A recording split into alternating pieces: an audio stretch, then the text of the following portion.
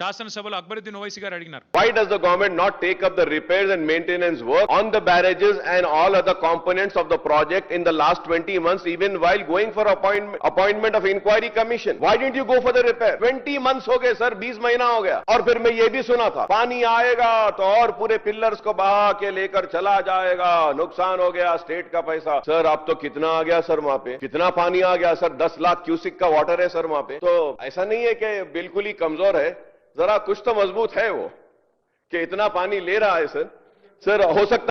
మీరేమో కాళేశ్వరం ద్వారా ఒక్క ఎకరానికి నీళ్లు రాలేదని చెప్తున్నారు. మరి మీరు ఇచ్చిన పుస్తకంలోనే 20 లక్షల ఎకరాలకు నీళ్లు ఇచ్చినట్టుగా ఉన్నది. ఏది నమ్మాలా? మీ ప్రభుత్వానికి కనీసం కుడి చేయికి ఎడం చేయికి సయోధ్య ఉన్నదా అని స్వయంగా ఇవాళ మీ మిత్రపక్షంగా వ్యవహారం చేస్తున్న అక్బరుద్దీన్ ఓవైసీ గారు కూడా అడిగే పరిస్థితి వచ్చింది అంటే మీరు అర్థం చేసుకోండి.